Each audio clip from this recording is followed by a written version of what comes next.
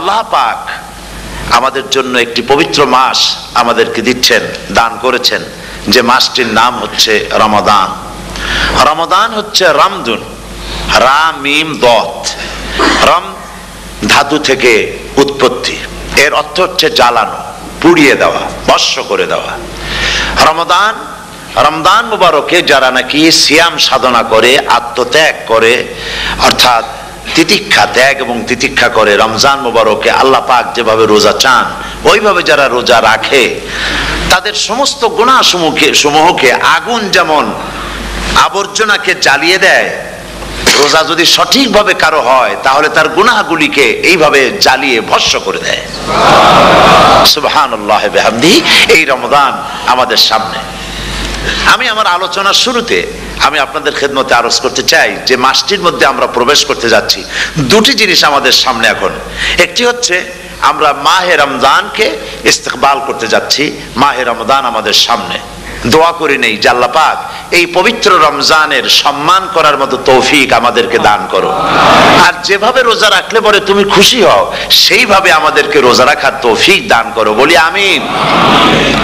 এটি হচ্ছে সর্বশ্রেষ্ঠ মাস আল্লাহ পাক মুসলমানদের জন্য দান করেছেন। আবারও বলি আলহামদুলিল্লাহ। কোরআন শরীফের মধ্যে আল্লাহ সমস্ত ইবাদতের কথা বলেছেন, কিন্তু ডিটেইলস আলোচনা করেন নাই। হজ করতে হবে, কিন্তু উকুফে আরাফা করতে হবে, রমিয়ে হেজার করতে হবে, রমিয়ে জেবার করতে হবে, তারপরে 7 বার তাওয়াফ করতে হবে, সাফা মারওয়া সাই করতে হবে। এগুলি কিন্তু কোরআন শরীফে আসে নাই, ডিটেইলস আসে নাই।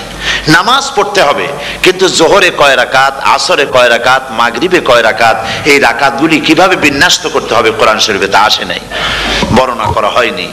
যাকাত দিতে হবে, কিন্তু কত টাকা হলে কত টাকা দিতে হবে, কত মন ধান হলে কতটুকু দিতে হবে, কত ছাগল হলে, কত গরু হলে, কত পরিমাণ সোনা হলে, কত পরিমাণ দ্রব্য মজুদ থাকলে যাকাত দিতে হবে, এর বিস্তারিত বিবরণ কোরআন শরীফে আসে নাই।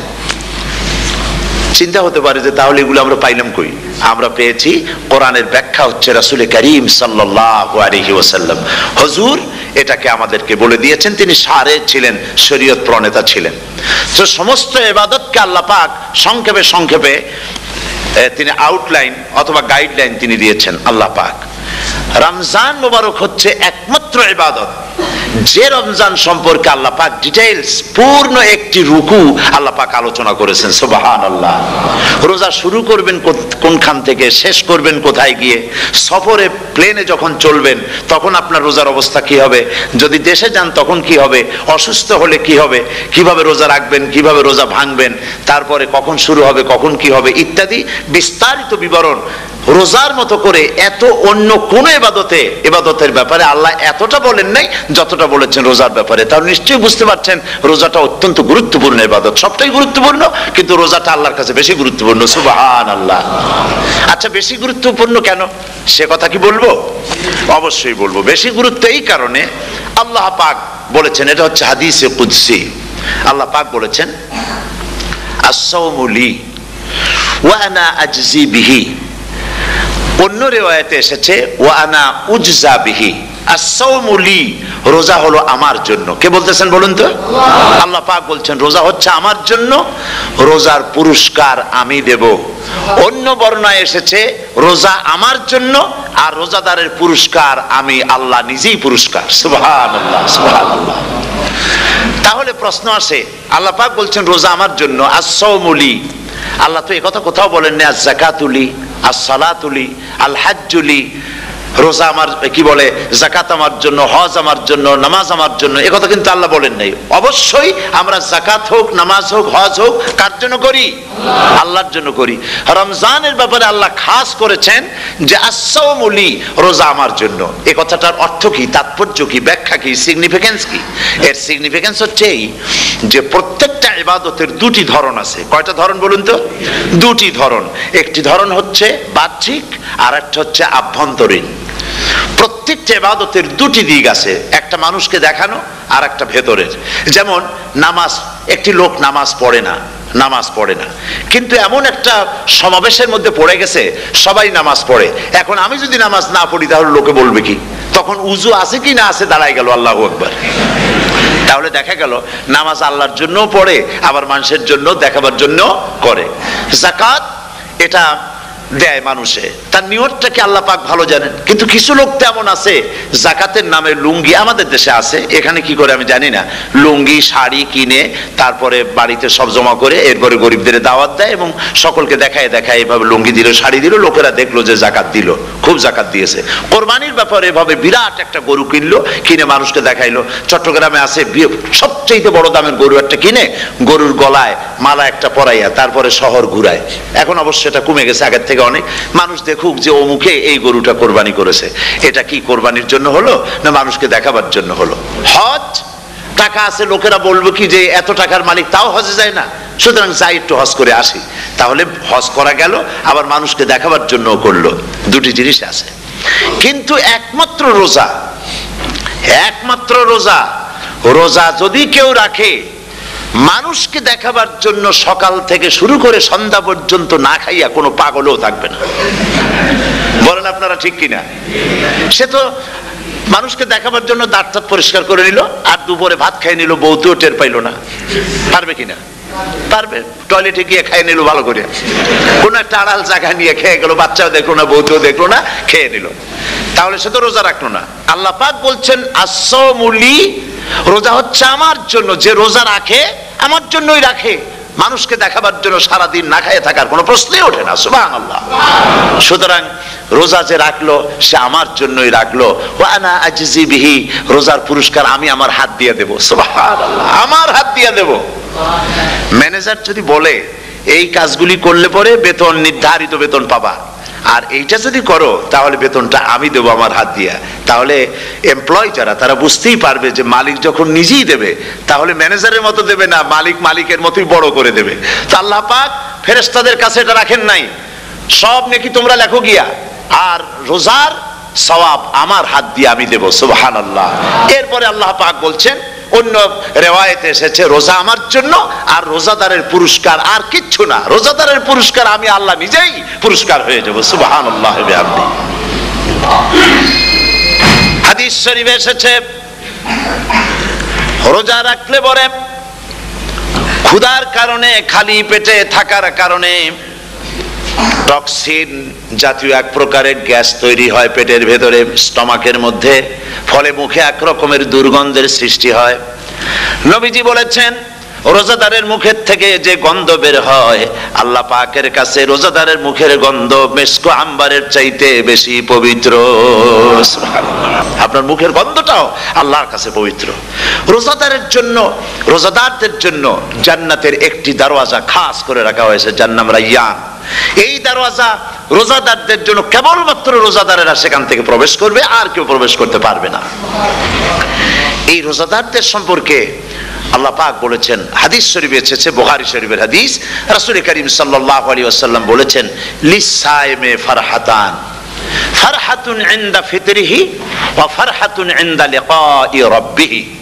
রোজাদারের জন্য দুইটা খুশি। কয়টা খুশি বলুন তো? কে বলছেন? আল্লাহ রাসূল বলছেন রোজাদারের জন্য দুইটা খুশি। লিসাইমে ফারহাতান, দুটি খুশি। ফারহাতুন ইনদা ফিতরিহি, একটা খুশি হচ্ছে ইফতারের সময়। এই ফিতরিহিতে, এই ফিতরিহি দুটি কথা, এই একটি কথার দুটি ব্যাখ্যা হয়। একটা হচ্ছে ইফতারের সময়, ইফতারের কথা বলা হয়েছে, আর ঈদের কথাও এর মধ্যে বলা হয়েছে। ইফতারের সময় হলো একটা খুশি, আর একটা খুশি হচ্ছে ইনদা লিকাই রাব্বিহি, যখন রোজাদারের সঙ্গে আল্লাহ পাক দেখা করবেন তখন হবে আরেকটা খুশি। তার মানে হচ্ছে রোজাদারদের সঙ্গে স্পেশাল আল্লাহ রাব্বুল আলামিন সাক্ষাৎকারের ব্যবস্থা করবেন। সুবহানাল্লাহ। তাহলে দুটি জিনিস হলো, একটা হলো ইফতারের জন্য দুটা, রোজাদারের জন্য দুটা খুশি, একটা হলো ইফতারের সময়, আর একটা হচ্ছে আল্লাহর সঙ্গে যখন দেখা করবে।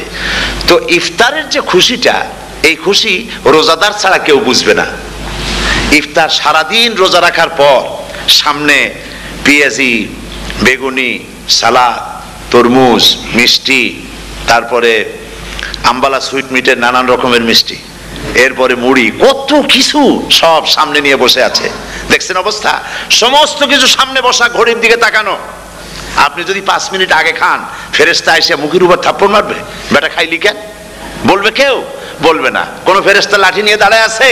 দাঁড়ায় নাই। কিন্তু আপনি খাচ্ছেন না কেন? সুবহানাল্লাহ, সুবহানাল্লাহ বলবেন না? অন্তত ১৫০০ বছর আগে আল্লাহ রাব্বুল আলামিন নির্দেশ করে রেখেছেন, সূর্য সাদা হওয়া থেকে, পূর্ব দিগন্ত সাদা হওয়া থেকে শুরু করে পশ্চিম দিগন্তে যখন কালো হয়ে কালো রেখা দেখা দেবে, যখন মাগরিব হয়ে যাবে, সূর্যাস্ত যাবে, ততক্ষণ পানাহার আর স্ত্রী সম্ভোগ থেকে বিরত থাকো। ১৫০০ বছর আগের আল্লাহ রাব্বুল আলামিনের এই নোটিশ কিভাবে কার্যকরী হচ্ছে উম্মতের মধ্যে, মুসলমানদের ভেতরে। খাবার সামনে আসে, পিপাসা লেগেছে, এখন তো পিপাসা লাগে না, খুব ঠান্ডার সময়, এখন রোজা রাখতে খুব মজা হবে, তাই না? খুব মজার রোজা। কিন্তু এই রোজা যখন জুন মাস আর জুলাই মাসে আসবে, তখন টের পায় মানুষ রোজা কাহাকে বলে। প্রচন্ড পিপাসা, সামনে সব খাবার পড়ে আছে, একটা খাবারের দিকে রোজাদারের হাত যায় না, ঘড়ির দিকে তাকায় আর চুপ করে বসে বসে আল্লাহর জিকির করতে থাকে। আল্লাহ কয়, ফেরেশতারা দেখ, এই বান্দা বানাইতে নিষেধ করছিলি, সুবহানাল্লাহ। আল্লাহ খুশি হয়ে যান। রোজাদার অপেক্ষা করতে থাকে, ঠিক যখন কাটায় কাটায় সময়টা এসে গেছে, তখন আল্লাহর নাম করে খুরমা দিয়ে পানি দিয়ে ইফতার শুরু করে দিল। আল্লাহ পাক খুশি হয়ে গেলেন। এই যে ইফতার, সারাদিন রোজা রাখা ইফতার করায় যে মজা, রোজা রাখলো না এরকম লোকেরাও কিন্তু ইফতার করে, করে না? পুরান ঢাকায় আছে, ঢাকার তো কয়েকটা এলাকা আছে, পুরান ঢাকার লোকেরা নাকি বলে যে, যারা রোজা রাখে না তারা বলে যে, রোজা না রাখা একরকম পাপ করছি, আর ইফতার না করিয়া কবিরা গুনাহ করবো নাকি, ইফতার তো করাই লাগবে। তো খুব মজা করে ইফতার করে তারা। তো সারাদিন রোজা রেখে পেঁয়াজি, ছোলা, বুট, মুড়ি খাওয়ায় যে মজা, সারাদিন ভাত খাইয়া তারপরে ইফতারের শরীক হওয়া, ছাগলে ঘাস খাইলে যেমন লাগে ওইরকম তার মুখে লাগে, এই মজা পাবে না। রোজাদারের যে মজা লাগে সেই মজা সে পাবে না। সারা মাস রোজা থাকার পর, আল্লাহর হুকুম মেনে সারা রাত রোজা রাখার পর, তারপরে ঈদের দিনে জামা কাপড় পরিষ্কার করে, শেরওয়ানি গায়ে লাগাইয়া, পাঞ্জাবি পরে, আতর মেখে, এরপরে ঈদের জামাতে যখন দাঁড়ায় যায়, সে যে মজা পায়, সারা মাস রোজা রেখে ঈদের জামাতে গিয়ে সে যে মজা পায়, যে রোজা রাখলো না, ঈদের দিনে খুব জামা, পাজামা, সেন্ট এগুলো মেখে টেকে প্রথম কাতারে গিয়ে দাঁড়ায় গেছে, ও সেই মজা পাবে না। ওর মনের মধ্যে একটা চোর চোর ভাব থেকেই যায়। সে মনে মনে ভাবে, এই জামাত আমার না, জোর করে আসছি, এইখানে দাঁড়াবার যোগ্যতা আমার নাই। মনের মধ্যে সে একটা অপরাধী ফিল করে, সে ফিল করতে থাকে। সুতরাং রোজাদারের জন্য দুইটা খুশি, একটা হচ্ছে ইফতারের সময়, আর একটা খুশি হবে যখন আল্লাহ তাদেরকে দেখা দেবেন। সুবহানাল্লাহ। এই রোজা আল্লাহ পাক দান করেছেন। আচ্ছা, কি জন্য রোজা আমাদের দিলেন? এই জন্য দিয়েছেন যে একটা মাস পৃথিবীর মুসলমানরা না খেয়ে থাকুক দিনের বেলায়, ওই না খেয়ে থাকার যে খাবারগুলি বাঁচবে, এগুলি আল্লাহ অন্য কোনো এলাকার মানুষদের খাওয়াবেন নাকি? এই জন্য করেছেন রোজা, এই জন্য করেন নাই। রোজার ফজিলত আল্লাহর নবী বলেছেন, রমজান মুবারকের এত ফজিলত, মানুষ যখন কোন ইবাদত করে, আল্লাহ পাক সেই ইবাদতের নেক আমলের সওয়াব 10 থেকে শুরু করে 700 পর্যন্ত বাড়ায় দেন। 10 থেকে শুরু করে 700 করে 700 বাড়ায় দেন, ইল্লা সাওম, রোজা ছাড়া। নবীজি বলেছেন, রমজান মুবারকে কেউ যদি একটি নফল কাজ আদায় করে, একটি নফল ইবাদত করে, অন্য মাসের একটি ফরজ আদায় করার সওয়াব আল্লাহ পাক নামায়ে আমলে দিয়ে দিবেন। রমজান মুবারকে কেউ যদি একটি ফরজ আদায় করে, অন্য মাসের 70টি ফরজ আদায় করার মতো সওয়াব আমলনামায় আল্লাহ দিয়ে দিবেন। সুবহানাল্লাহ। এই মাস আমাদের সামনে, আল্লাহু আকবার বলি, আল্লাহু আকবার বলি, আলহামদুলিল্লাহ। এই পবিত্র মাস আমাদের সামনে। এই মাসে এত সওয়াব, নফল হয় ফরজের মতো, আর ফরজ হয় 70টা ফরজের মতো। এত সওয়াব কেন হইল? আমরা না খেয়ে থাকি সেই জন্য নাকি? বলতে পারেন কেন হলো? একটি কারণ, শাহরু রমাদান আল্লাযী উনজিলা ফীহিল কুরআন। সুবহানাল্লাহ বলবেন না? এই রমজান মাস হচ্ছে সেই মাস যে মাসে আল্লাহ রাব্বুল আলামিন কোরআনে কারীমকে নাজিল করেছেন। এই মাসের মধ্যে একটি রাত আছে, খায়রুম মিন আলফি শাহর, যে যে রাতটি 1000 মাসের চাইতে বেশি গুরুত্বপূর্ণ আল্লাহর কাছে, সুবহানাল্লাহ। একটি রাত 1000 মাসের চাইতে গুরুত্বপূর্ণ। 1000 মাস ক্যালকুলেটর দিয়ে হিসাব করলে দেখা যায় যে 1000 মাসে 83 বছর 4 মাস হয়। তাহলে তার অর্থ কি এই যে একটানা 83 বছর 4 মাস ইবাদত করলে যে সওয়াব হবে, এই রাত্রে ইবাদত করলে সেই সওয়াব হবে? হতে পারে, এরকম হতে পারে, কিন্তু ব্যাখ্যাটা কি? ব্যাখ্যাটা হচ্ছে এই, আরবিতে আলফুন শব্দ দিয়ে 1000 বোঝানো হয় না। আরবিতে যখন আলফুন বলা হয় তাহলে বোঝা যায় সংখ্যাধিক্য, বিপুল সংখ্যা, হাজার হাজার হাজার হাজার, থাউজেন্ডস এন্ড থাউজেন্ডস। এইটাকে বোঝাবার জন্য আরবিতে ব্যবহার করা হয় আলফুন, হাজার হাজার। তাহলে আল্লাহ কি বুঝাতে চাচ্ছেন? আল্লাহ রাব্বুল আলামিন তিনি আয়াত দ্বারা বুঝাতে চান, এর ব্যাখ্যা হচ্ছে এই পৃথিবীর মানবতার কল্যাণের জন্য, এই পৃথিবীর মানুষের ভালাইয়ের জন্য, মঙ্গলের জন্য হাজার হাজার মাস ধরে এই পৃথিবীর মানুষের যে কল্যাণ হয় নাই, এই রমজান মোবারকে একটা রাত আছে যেই রাতে আল্লাহ রাব্বুল আলামিন মানবতার সেই কল্যাণ করেছেন। সেই কল্যাণ কি দিয়ে করেছেন? শাহরুর রমাদান আল্লাযী উনজিলা ফীহিল কোরআন, কোরআন নাজিল করে পৃথিবীর মানুষকে সেই কল্যাণ আল্লাহ দিয়েছেন, সুবহানাল্লাহ। বন্ধুগণ, কোরআন, কোরআন কি নিয়ামত আমাদের কাছে! সেই নিয়ামতকে আমরা চিনলাম না, আমরা বুঝতে পারলাম না কত বড় নিয়ামত আল্লাহ আমাদের দান করেছেন। এই কোরআন যেন আপনি শুনতে পারেন, পড়তে পারেন, বুঝতে পারেন, সেই জন্য আল্লাহ রাব্বুল আলামিন শরিয়াত কি সুন্দর ব্যবস্থা করেছে। কোরআন শোনার জন্য রমজান মুবারকে তারাবিহের নামাজের ব্যবস্থা করা হয়েছে, সুবহানাল্লাহ, সুবহানাল্লাহ। যারা সব সময় পড়তে পারেন না, কোরআন তেলাওয়াত জানেন না, অথবা সারা বছরও এক খতম কোরআন শরীফ পড়া হয় না, শরিয়াত কি সুন্দর বিধান করলো যে আপনি যেন 30 পারা কোরআন শরীফ শুনতে পারেন। এই ব্যবস্থা তারাবিহের নামাজের মধ্যে শরিয়াত করে দিয়েছে, আলহামদুলিল্লাহ, আলহামদুলিল্লাহ। যাদের টাকা কড়ি আছে আমি তাদেরকে অনুরোধ করব, যদি পারেন তাহলে মেহেরবানি করে রমজান মোবারকে উমরা পালন করবেন। আমি উমরার নিয়ত করে এসেছি, ঢাকা থেকে উমরার নিয়ত করে এসেছি, আপনাদেরকে দেখে গেলাম।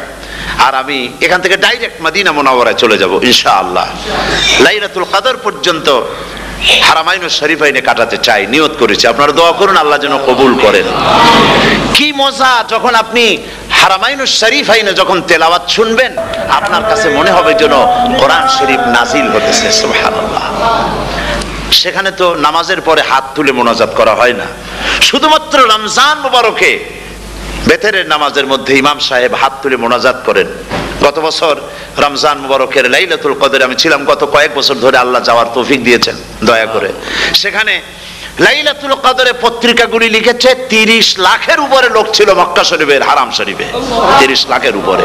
যখন তেলাওয়াত হচ্ছে, মোনাজাত করতেছেন ইমাম সাহেব কাঁপতেছেন, মোনাজাত করতেছেন, কাঁদতেছেন, আর গোটা হারাম জুড়ে কান্নার রোল পড়ে গিয়েছে। কিভাবে কাঁদতেছেন!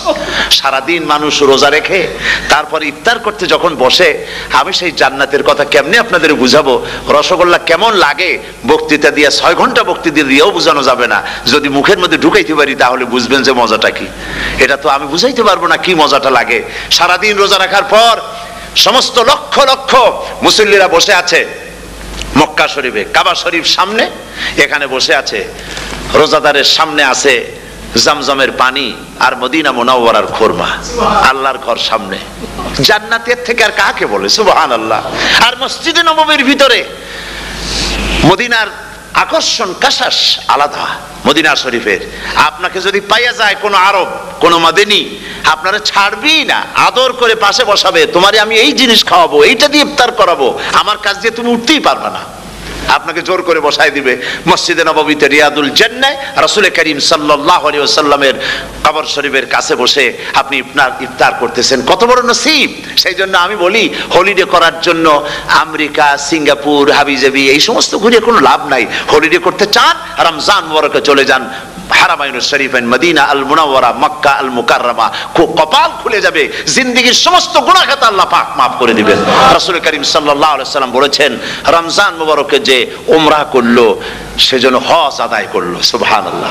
অন্য রিওয়ায়াতে এসেছে, যে ব্যক্তি রমজান মুবারকে উমরা করলো সেজন্য আমার সাথে হজ আদায় করলো। সুবহানাল্লাহ বিহামদিহি। তো বলতেছিলাম যে কোরআনে কারীম হচ্ছে একটি বিরাট নিয়ামত। এই নিয়ামত শোনানো হয় রমজান মুবারকে।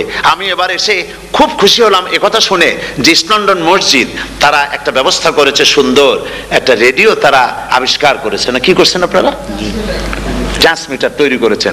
ওনারা ওখানে রেডিও বিক্রি করেন। আপনারা বহু টাকা খরচ করেছেন, তারা হাজার হাজার পাউন্ড খরচ করে টাওয়ার বানিয়েছেন এবং একটা ফ্রিকোয়েন্সি তারা নিজেরা নিয়েছেন, আর রেডিওগুলি 125 পাউন্ড করে ওনারা দিচ্ছেন খরচ হিসেবে। এটা যারা নিয়ে যায় ঘরের মধ্যে বসে তারাবিহের তেলাওয়াত তারা শুনতে পাবেন। মহিলারা অনেক সময় আসতে পারেন না, মহিলারা ঘরে বসে শুনতে পারবেন। ওই ইস্ট লন্ডন মসজিদে যত ওয়াজ হবে, তেলাওয়াত হবে, নামাজ হবে, আজান হবে, ওয়াজ হবে, জিকির হবে, সব আপনার ঘরে বসে আপনি শুনতে পারবেন। আল্লাহ রাব্বুল আলামিন এই ইকদামকে, এই পদক্ষেপকে আল্লাহ কবুল করুন, সবাই বলেন আমিন।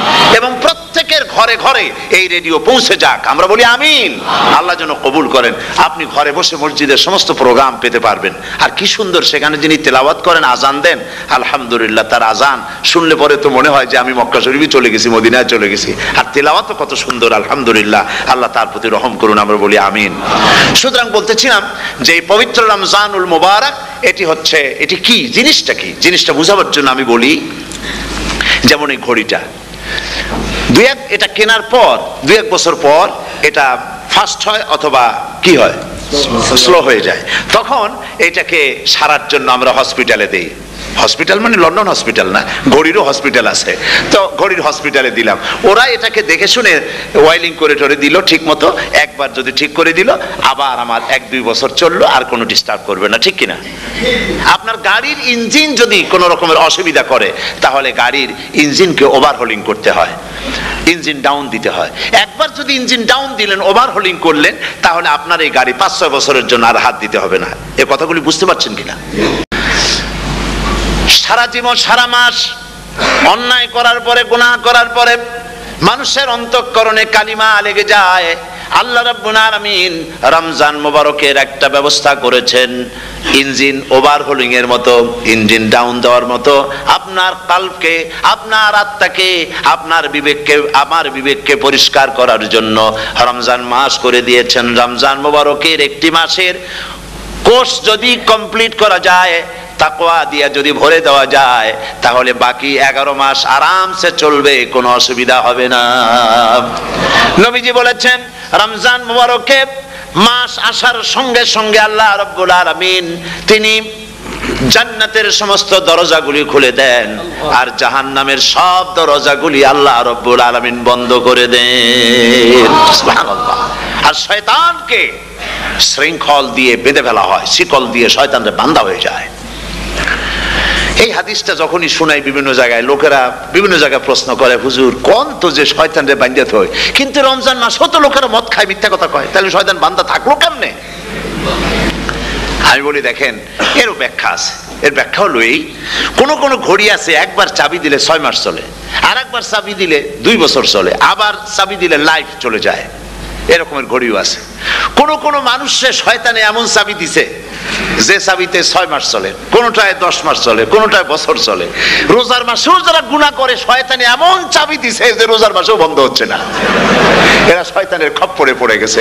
আল্লাহ এই চাবি থেকে মুসলমানদেরকে হেফাজত করুন, বলি আমিন। জোরে বলেন আমিন।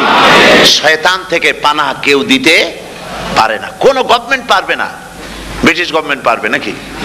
American government? কেউ পারবে না। শয়তান থেকে পানাহা দিতে পারে কেবলমাত্র কে? ওই আল্লাহ রাব্বুল আলামিন আমাদেরকে শিখায় দিয়েছেন, শয়তানের ওয়াসওয়াসা থেকে আমার কাছে পানাহা চাও। আউযু বিল্লাহি মিনাশ শাইতানির রাজিম। বিতাড়িত মরদুদ শয়তানের ওয়াসওয়াসা থেকে পানাহা চাই, আল্লাহর কাছে পানাহা চাও। আল্লাহ পাক বলেন, আমি পানাহা দিতে পারি শয়তানের ওয়াসওয়াসা থেকে। শয়তান থেকে আশ্রয় একমাত্র সিকিউরড, নিরাপত্তা পেয়েছেন আল্লাহর পয়গম্বরেরা। সুবহানাল্লাহ।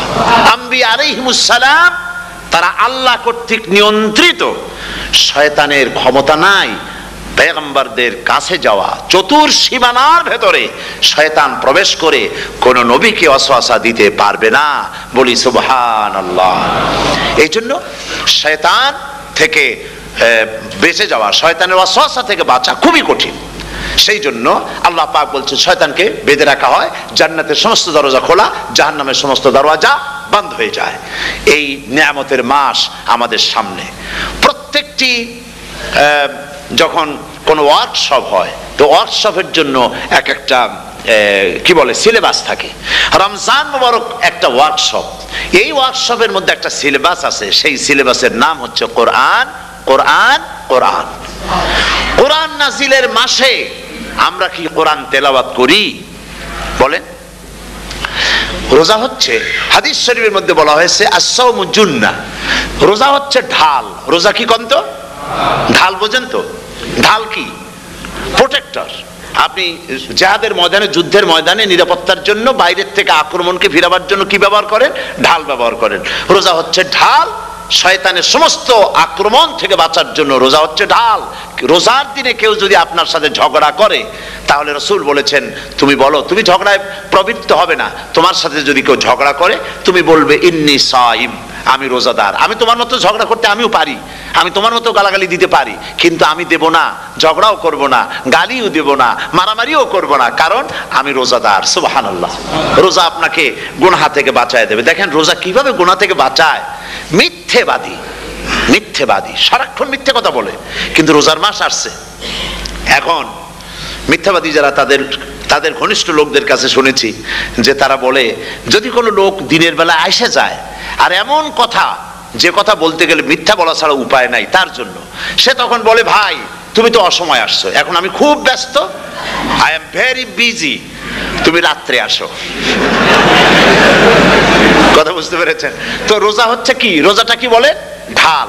কোন মেয়ে লোকের দিকে চোখ পড়লো, আহা আমি তো রোজাদার, চোখকে সাথে সাথে নিচে নামায় ফেললো। গানের আওয়াজ আসলো, আমি তো রোজাদার, সে গানটা শুনলো না। কাজী সমস্ত গুনাহ থেকে বাঁচার জন্য রোজা একটা বিরাট হাতিয়ার। সুবহানাল্লাহ।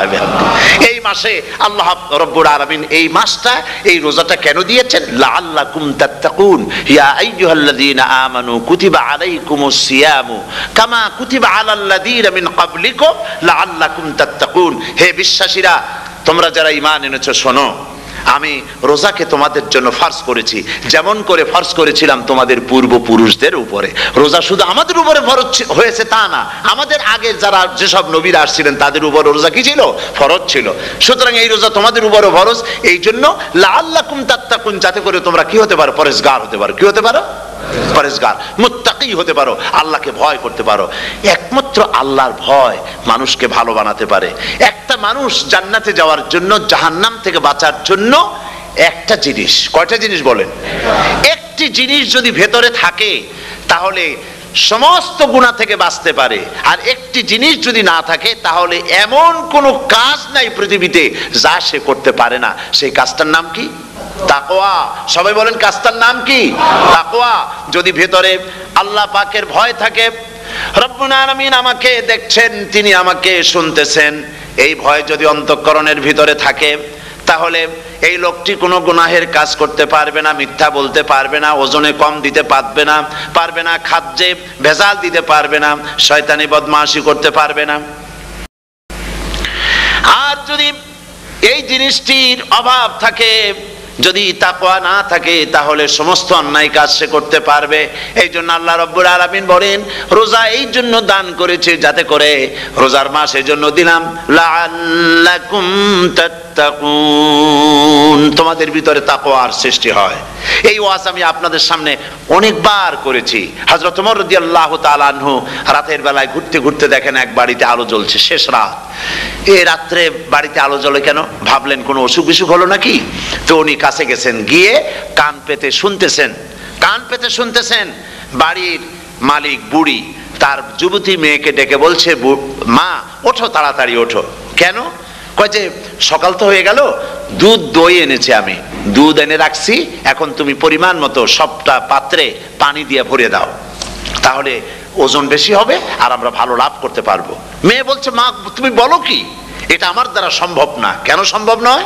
হযরত ওমর এক ফরমান জারি করেছেন। তিনি বলেছেন তিনি পানিতে দুধের মধ্যে পানি মিশাতে নিষেধ করেছেন। তাছাড়া রাসূল করিম সাল্লাল্লাহু আলাইহি ওয়াসাল্লাম খাদ্যদ্রব্যে ভেজাল দিতে নিষেধ করেছেন। কাজী হযরত ওমরের এই নির্দেশকে আমি অমান্য করতে পারবো না। মা বলছে, দেখো ওমর এখন তো ঘুমাইতেছে, এত রাত্রে তিনি কি এখানে আসছেন নাকি আমাদের এই কারবার দেখতে? তুমি পানি মিশাও ইচ্ছে মতো। মেয়ে বলছে, মা হযরত ওমর ঘুমাতে পারেন, তার পুলিশেরা, তার গোয়েন্দা বিভাগের লোকেরা ঘুমাতে পারেন, হযরত ওমরের চোখকে ফাঁকি দেওয়া যাবে, হযরত ওমরের পুলিশকে ফাঁকি দেওয়া যেতে পারে, কিন্তু আল্লাহ রাব্বুল আলামিনের চোখকে ফাঁকি দেওয়া যাবে না। আমার পক্ষে সম্ভব নয়, আমি দুধে পানি মিশাতে পারবো না। হযরত ওমর রাদিয়াল্লাহু তাআলা চলে গেলেন, গিয়ে তার ছেলেকে ডেকে বললেন, ছেলে আমি তো এখন বুড়া হয়ে গেছি, আমার বিয়ের বয়স নাই, আমি একটা মেয়ের খোঁজ নিয়ে আসছি, যদি আমার বয়স থাকতো এই মেয়েটার আমি বিয়ে করতাম। সুবহানাল্লাহ, সুবহানাল্লাহ। তো এই মেয়েটা তুমি খোঁজ নাও, যদি বিয়ে না হয়ে থাকে তুমি প্রস্তাব দাও বিবাহের। কি সৌন্দর্য তিনি দেখলেন মেয়েটার মধ্যে, স্বাস্থ্য, রূপ, যৌবন, কি দেখলেন? তাকওয়া। জোরে বলেন না, কি দেখলেন? তাকওয়া। এই তাকওয়া তিনি দেখলেন। এই তাকওয়ার উপরে ভিত্তি করে আমিরুল মুমিনিন, অর্ধেকটা পৃথিবীর প্রেসিডেন্ট, খলিফাতুল মুসলিমিন, আমিরুল মুমিনিন হযরত ওমর তার ছেলের জন্য পুত্রবধূ করে তাকে ঘরে নিয়ে আসলেন। সুবহানাল্লাহ। ফায়দা কি হলো? ফায়দা এই হলো, এই মেয়ের গর্ভে যে মেয়ে হলো, সেই মেয়ের গর্ভে যে মেয়ে হলো, সেই মেয়ের গর্ভে ফারুকে সানি হযরত ওমর ইবনে আব্দুল আজিজ রাহমাতুল্লাহ আলাইহির মতো ফারুকে সানি আল্লাহ দান করে দিলেন। সুবহানাল্লাহ বিহামদি। এটার নাম হচ্ছে তাকওয়া। এই তাকওয়ার ব্যাপারে হযরত ওমর রাদিয়াল্লাহু তাআলা আনহু তিনি হযরত কাব বিন উবাই রাদিয়াল্লাহু তাআলা আনহুকে জিজ্ঞেস করেছিলেন যে তাকওয়ার একটা ব্যাখ্যা আপনি কি আমাকে বলতে পারেন, তাকওয়ার ব্যাখ্যাটা কি? তিনি বললেন, হ্যাঁ পারি। কি ব্যাখ্যা? তিনি বললেন যে দেখুন, তাকওয়ার ব্যাখ্যা হচ্ছে এই যে সংকীর্ণ একটি রাস্তা, সরু ন্যারো একটা রোড, এই ন্যারো রোডের দুই দিকে আছে কাঁটাযুক্ত লতা পাতা, এই কাঁটাযুক্ত লতা পাতার মধ্য দিয়ে এই সরু রাস্তা দিয়ে আপনি যখন যাবেন তো কিভাবে যাবেন? হযরত ওমর বললেন, আমার জামা কাপড় এইভাবে খুব আটোসাটো করে আমরা যাব, যাতে করে গায়ের চামড়াও না ছেড়ে আমার জামাও যাতে না ছিঁড়ে যায়। হযরত কাব বিন উবাই রাদিয়াল্লাহু তাআলা আনহু বলছেন, এটার নামই হচ্ছে তাকওয়া। এটার নাম কি? তাকওয়া। এটার নাম হচ্ছে তাকওয়া। দুনিয়ার অসংখ্য পাপের ভেতর থেকে আপনি চলে যাবেন, পাপ যেন আপনাকে স্পর্শ করতে না পারে। এটার নাম তাকওয়া। বাইন মাছ নিশ্চয়ই খেয়েছেন আপনারা, না লন্ডনে পাওয়া যায় না? পাওয়া যায়। এই বাইন মাছ যারা খেয়েছেন আপনারা, আমি জানি না আপনারা জানেন কিনা, বাইন মাছ কোথায় থাকে? পানিতে থাকে না কাদায় থাকে? মাশাআল্লাহ, বাইন মাছ থাকে কাদার মধ্যে। কিন্তু এই বাইন মাছ যারা ধরেছে তাদের মুখে শুনেছি আমি যে বাইন মাছ থাকে কাদায়, ওকে যখন ধরে টেনে বের করায় কাদার মধ্য থেকে এক ফোঁটা কাদা ওর গায়ে নাই। এই কলুষিত সমাজ, পাপে ভরপুর, গ্রেট ব্রিটেন, আমেরিকা, পাশ্চাত্য, আমাদের দেশ, সর্বত্র পাপ আর পাপ। এই পাপের মধ্যে বাইন মাছ শুধু খাইয়েন না, ওর কাছ থেকে শিক্ষাও গ্রহণ করেন। ও যেমন কাদার মধ্যে থাকে, কাদা ওর গায়ে লাগে না, আপনিও এই সমাজের মধ্যে আপনি আপনার কাজ চালিয়ে যান, পাপ যেন আপনাকে স্পর্শ না করে। আল্লাহ যেন পাপের থেকে আমাদের বাঁচান। আমরা বলি আমিন, সবাই বলেন আমিন। এটার নাম হচ্ছে তাকওয়া। আর তাকওয়া লম্বা জামায় তাকওয়া হয় না, লম্বা দাড়িতে তাকওয়া হয় না, পাগড়ি একটা বানলেই তাকওয়া হয় না। রাসূলুল্লাহ সাল্লাল্লাহু আলাইহি ওয়াসাল্লাম বলছেন তাকওয়া হা হুনা, হা হুনা, হা হুনা, তিনবার বলেছেন, বুকের দিকে দেখায় বলেছেন তাকওয়া হা হুনা। তাকওয়া হচ্ছে এখানে। এর অর্থ এই নয় যে আমি দাড়িকে আমি ছোট করে দেখছি, জামাকে ছোট করে দেখছি, তা নয়। কিন্তু বলছি যে তাকওয়াটা হচ্ছে অন্তরের ভেতরে। এই অন্তরের ভেতর থেকেই এটার বহির প্রকাশ হতে হবে, আপনার কথায়, আপনার বলায়, আপনার ওঠায়, আপনার বসায়, আপনার চালচলনে, আপনার বিয়ে শাদীতে, আপনার ব্যবসা বাণিজ্যের সর্বত্র তাকওয়ার ছাপ প্রদর্শিত হতে হবে। তাহলেই আমার মধ্যে তাকওয়া এসেছে বলে প্রমাণ হবে। আর এটাই আল্লাহ পাক চান, রমজান মোবারকে তোমাদের মধ্যে তাকওয়া সৃষ্টি হোক। রোজা সম্পর্কে এই কথাগুলি আমি বলে নিলাম। প্রথম 10 দিন শুধু রহমত নাজিল হবে, দ্বিতীয় 10 দিনে আল্লাহ পাক শুধু মাফ করতে থাকবেন, আর তৃতীয় 10 দিনে আল্লাহ পাক জাহান্নাম থেকে মুক্ত করে দিবেন। সুবহানাল্লাহ। রমজানে মক্কা শরীফে, মদিনা শরীফে ছোট্ট একটা বাচ্চাও ঘুমায় না, অন্তত 5-7 বছর, 8-10 বছর বয়স হয়ে গেছে এরকম বাচ্চা সারা রাত্রে 1 সেকেন্ডের মধ্যে ঘুমায় না। সমস্ত লোক জাগে, ফজরের নামাজ পড়তে থেকে ঘুমায়, সব সমানে 2 হাতে নেকি কামাই করে। নেকি কামাইয়ের মৌসুমে বাহার। রমজান হচ্ছে নেকি কামায়ের বসন্তকাল। আপনারা যেন খবরদার মিস করবেন না খবরদার। এই মাসটা পুরাপুরি কাজে লাগাবার জন্য মায়েরা, আমার মায়েরা, বোনেরা, মেহেরবানি করে এই মাসটা কাজে লাগাবেন। গীবত গাইবেন না, রাগারাগি করবেন না, ঝগড়াঝাটি করবেন না, মিথ্যা কথা বলবেন না, তেলাওয়াত, জিকির, আজগার। আর পুরুষেরাও এই জিকির আজগারের মধ্যে, মানুষকে ভালো কাজের আদেশ করার মধ্যে যা আজকে আল্লাহ আমার দিয়ে বলাইলেন, এই কাজগুলি আমি এবং আপনারা সবাই যেন আমল করতে পারি। আল্লাহ তৌফিক দান করুন। আপনারা এই মোনাজাতের পরে যে যে এলাকায় গিয়ে জামাতে এশার নামাজটা আদায় করবেন, এখানে নামাজের কোনো ব্যবস্থা করা যায় নাই বলে আমরা দুঃখ প্রকাশ করছি। পাশে যেখানে মসজিদ পান, জামাতে এশার নামাজটা খবরদার আদায় করে নেবেন, নামাজ ছেড়ে দেবেন না। 5 ওয়াক্ত নামাজ সঠিকভাবে আদায় করবেন। আর মদের ব্যবসা যাদের আছে, মদের ব্যবসা ছেড়ে দেবেন। আর মদের চাকরি যারা করেন, সেখান থেকে এই চাকরি উঠাইয়া কোনো ভালো জায়গায় চাকরি করার জন্য চেষ্টা করবেন।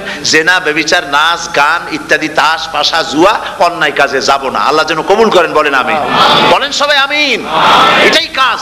শিরক এবং বেদাতের বাড়ির কাছেও আমরা কেউ যাব না। এই তওবা করে খাঁটি মুসলমান হইতে হবে। আমরা কতদিন বাঁচবো জানি না। আল্লাহ পাক যেন আমাদেরকে ঈমানের সাথে রাখেন। যাদের মুখে দাড়ি নাই, আল্লাহ পাক তাদের মুখে দাড়ি লাগায় দিক, বলি আমিন।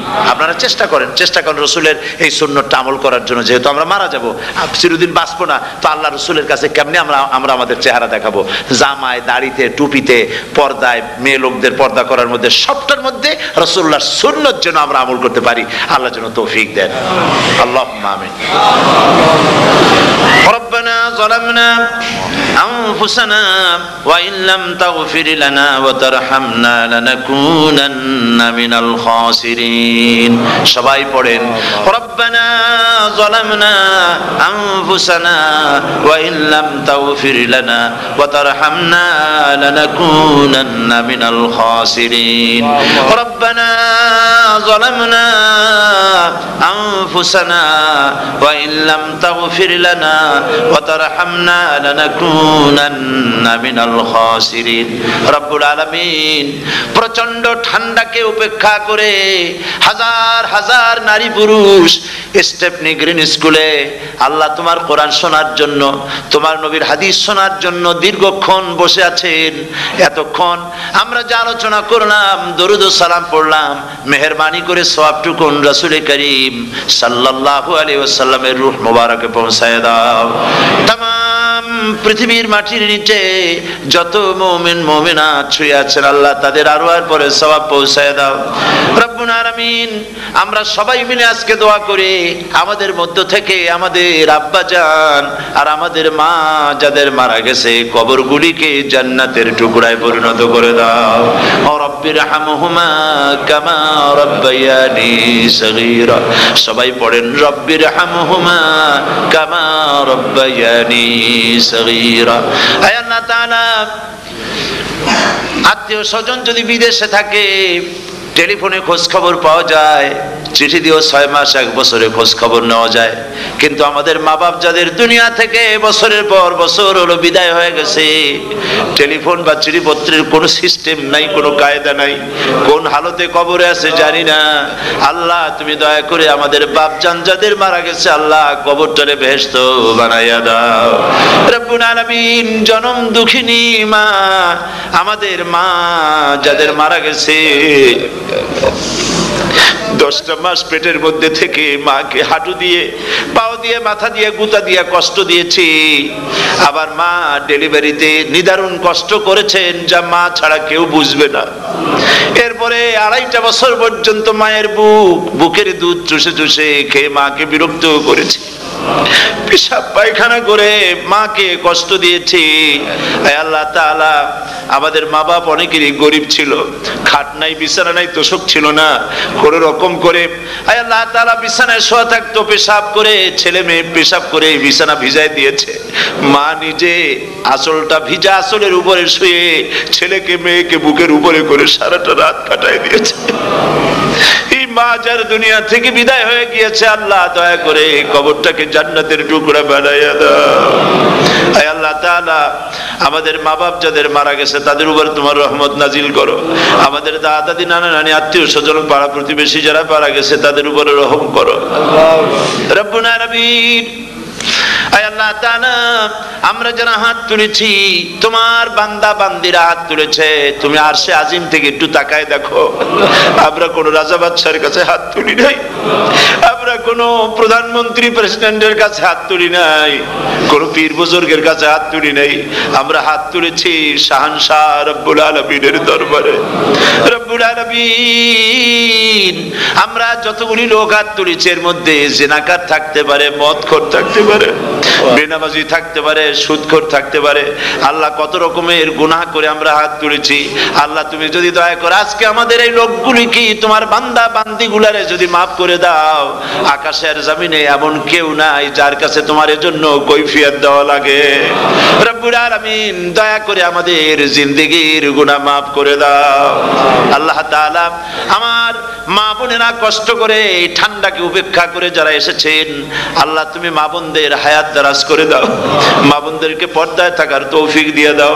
আয় আল্লাহ, মা বোনদের এমন জীবন যাপন করার তৌফিক দাও যাতে করে কিয়ামতে হযরত আয়েশা, হযরত খাদিজা, হযরত ফাতেমার সঙ্গে হাসর নসিব হয়ে যায়। আল্লাহ, যে সমস্ত মা বোনদের বিয়ে হয়েছে বাচ্চা হয় নাই, আল্লাহ তুমি তাদেরকে নিঃসন্তানীকে বাচ্চা দিয়ে দাও। যাদের মেয়ে বড় হয়েছে বিয়ে দিতে পারে না, বিয়ের বন্দোবস্ত করে দাও। রব্বুল আলামিন, মা বোনদের যাদের রোগ আছে, ব্যাধি আছে, আল্লাহ দয়া করে সব অসুখ মাফ করে দাও। আল্লাহ, আমরা যারা হাত তুলেছি ঋণগ্রস্তদের ঋণ পরিশোধের তৌফিক দান করে দাও। আল্লাহ তাআলা, অসুখ বিসুখ যাদের আছে মাফ করে দাও। যারা নাকি হালাল ব্যবসা করে আল্লাহ ব্যবসা বরকত দিয়ে দাও। হারাম ব্যবসা যারা করে, আল্লাহ মদের ব্যবসা যে হারাম ব্যবসা, তুমি মুসলমানদের মনের মধ্যে জাহান্নামের ভয় দিয়ে দাও। আল্লাহ, মদের ব্যবসার মতো জঘন্য ব্যবসা থেকে মুসলমানদের বাঁচাও। আল্লাহ আল্লাহ রব্বুল আলামিন, জিনা থেকে বাঁচাও, সুদ থেকে বাঁচাও, ঘুষ থেকে বাঁচাও। এই পবিত্র রমজান মাস আসতেছে, কাদের তুমি মাফ করবে তুমি জানো। আল্লাহ, এই রমজানের বরকত থেকে আমরা যেন মাহরুম না হয়ে যাই। আল্লাহ, তোমার বান্দা বান্দি আমরা যারা হাত তুলেছি, এমন রোজা রাখার তৌফিক দাও যাতে তুমি খুশি হও বাবু। আমাদের কান্দার তৌফিক দাও। সেহরি ভালোভাবে সেহরি করা, তোমাকে খুশি করার জন্য ইফতার করা, তোমার খুশির জন্য রোজা রাখা, তেলাওয়াত করা, সেজদা দেওয়া, নামাজ পড়া, জিকির করা, আয় আল্লাহ তাআলা এগুলি বেশি বেশি করে করার তৌফিক আমাদেরকে দান করে দাও। আল্লাহ রব্বুল আলামিন, এই মাহফিলের ভিতরে বহু মানুষ আছে জীবনে কাবা শরীফ চোখে দেখে নাই, জীবনে তোমার হাবিবের রওজা চোখে দেখে নাই। আজকে একটা দোয়া করি তোমার কাছে, আমার মা বোনের আর ভাইরা যারা হাত তুলেছে, আল্লাহ তুমি দয়া করে মেহেরবানি করে জীবনে অন্তত একটা বার কাবা শরীফ চোখে দেখার তৌফিক দিয়ে দিও। রব্বুল আলামিন, বাংলাদেশ থেকে আমাদের হাজার হাজার লাখ লাখ মুসলমান নরনারী বিদেশে চাকরি করার জন্য, ব্যবসা করার জন্য এসেছে। আল্লাহ, চাকরি করতে এসে, ব্যবসা করতে এসে যেন ঈমান নষ্ট কারো না হয়। আল্লাহ, সকলের ঈমান মজবুত রাখার তৌফিক দান করে দাও। আয় আল্লাহ, তোমার কাছে একটা দোয়া করি, জাহান্নামের আগুন 3000 বছর বসে উত্তপ্ত করেছো, জাহান্নামের আগুনে আমরা জ্বলতে পারবো না বাবু। জাহান্নামের আগুন আমাদের জন্য হারাম করে দাও আল্লাহ। আল্লাহুম্মা আজিরনা মিনান নার।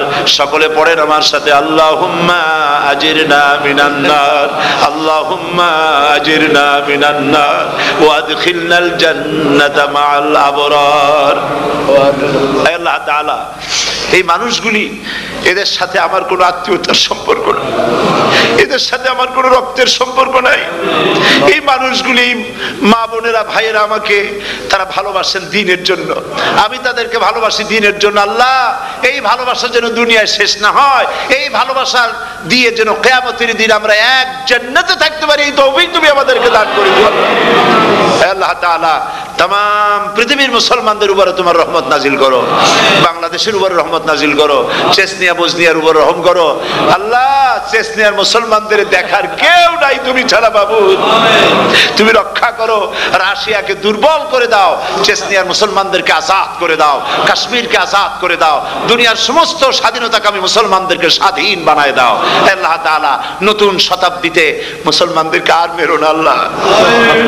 আমরা বুঝতে পেরেছি আমরা নাফরমান, সেই জন্য তুমি রাগ করেছো, সেই জন্য তুমি আমাদের মারতেছো, কাফের দিয়ে মারতেছো। ফেলেছো আল্লাহ। আল্লাহ তুমি আমাদেরকে মাফ করে দাও, নতুন শতাব্দীতে ইসলামের বিজয় দিয়ে দাও আল্লাহ। বিজয়ের আমরা তো আশাও করতে পারি না, যেহেতু আমরা গুনাহগার। সাহাবায়ে কিরামদের সেই কোয়ালিটি আমাদের মধ্যে নাই। আল্লাহ তুমি দয়া করে তোমার হাবিবের সাদকায় নতুন শতাব্দী, ইসলামের শতাব্দী আল্লাহ তুমি দয়া করে বানাই দিও আল্লাহ রব্বুল আলামিন।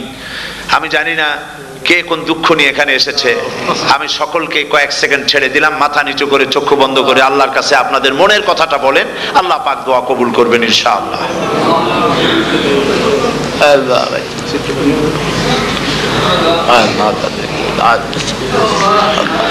আল্লাহ তাআলা তোমার বান্দারা বান্দিরা মনে মনে যে যা চাইলো আল্লাহ সকলের নেক আশা তুমি পুরা করে দাও।